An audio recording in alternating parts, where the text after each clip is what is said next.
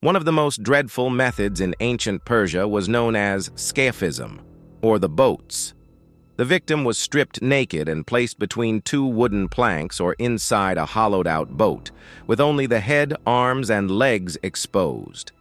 Milk and honey were forced down their throat, causing severe diarrhea, while more honey was smeared on their skin. The result?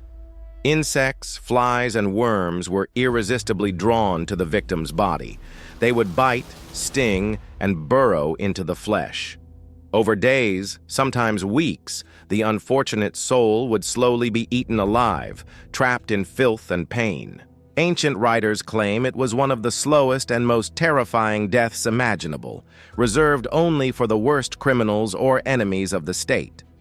This gruesome instrument, shaped like a metal pear, was inserted into the mouth, rectum, or vagina of the victim. Once inside, a screw mechanism was turned, causing the petals of the pear to expand outward. The result was tearing of flesh, internal bleeding, and unimaginable agony. Some versions even had spikes attached for maximum pain. It was said to be used for punishing liars, blasphemers, or women accused of witchcraft. Whether all accounts are true or partially exaggerated, the Pear of Anguish has gone down in history as one of the most feared medieval devices. In medieval Europe, criminals sentenced to death could meet their fate on the breaking wheel. The victim's limbs were tied to a large wooden wheel. Executioners then shattered their bones with heavy iron clubs or hammers, breaking arms and legs piece by piece.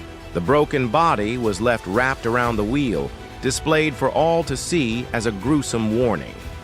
Sometimes the wheel was hoisted onto a pole, turning the victim into a macabre spectacle for days.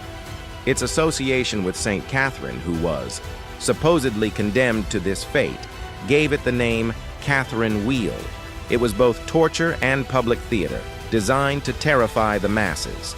Despite the name, this method was not originally Chinese, but it became infamous in Europe centuries later. The victim was restrained so they could not move, and cold water was slowly dripped onto their forehead, drop by drop, for hours, sometimes days. At first it seemed harmless, but as the hours passed, the sensation became maddening. The steady dripping drove victims into panic, causing extreme stress and hallucinations. Many would confess to crimes they never committed just to make it stop. Though it caused little physical injury, the mental torment was often worse than any wound. 1. Of the oldest and most barbaric punishments in history was flaying, or skinning alive. The Assyrians, in particular, were notorious for this. Victims had strips of skin cut from their bodies while still alive, often starting from the back or legs.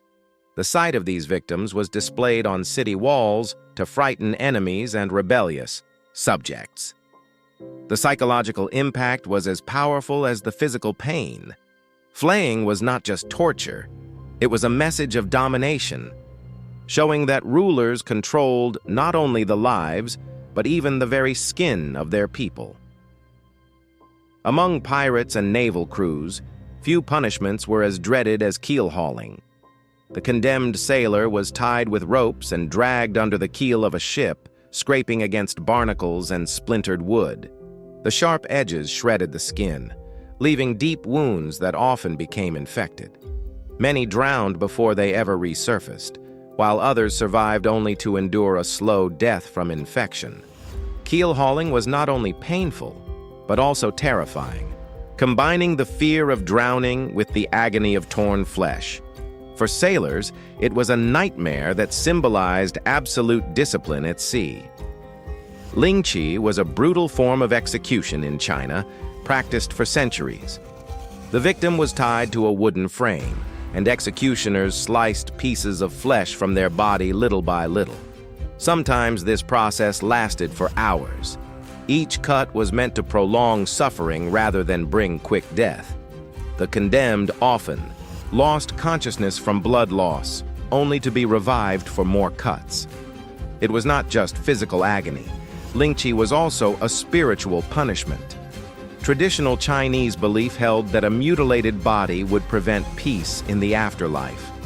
Thus, Lingchi inflicted torment both in life and beyond.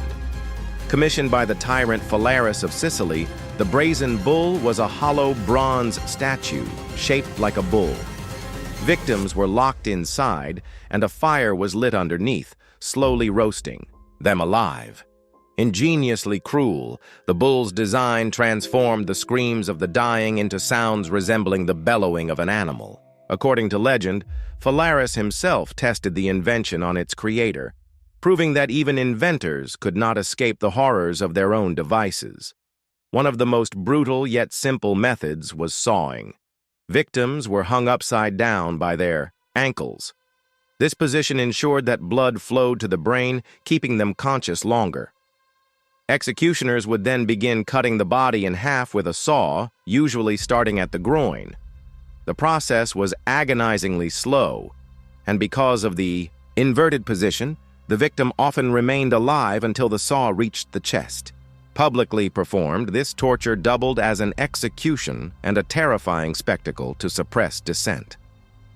Perhaps the most infamous torture of all was impalement, perfected by Vlad III of Wallachia, also known as Vlad the Impaler.